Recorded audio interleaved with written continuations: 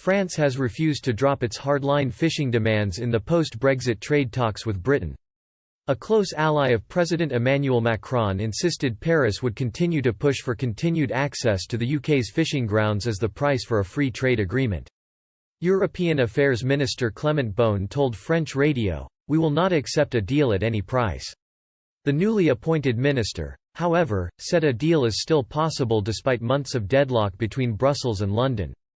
Completing a trade deal before the end of the transition period on December 31 is in the interests of both sides, Mr. Beaune added.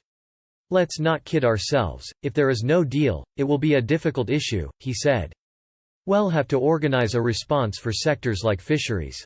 Support our fishermen financially. We're not there yet." France has blocked several attempts by EU negotiator Michel Barnier to water down his demands for status quo access to Britain's waters. The country's fishing industry is economically sensitive to its coastal regions.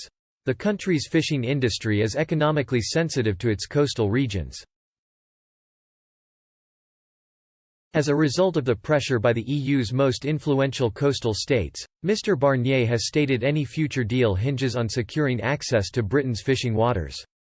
Cracks were exposed in EU unity last week when diplomats from Lithuania and Hungary suggested softening the bloc's stance amid fears it could scupper chances of an agreement.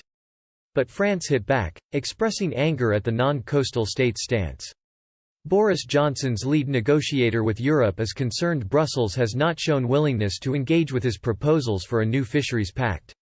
EU officials continue to set out their opening gambit for status quo access to Britain's waters despite being told it is an unacceptable position, sources say.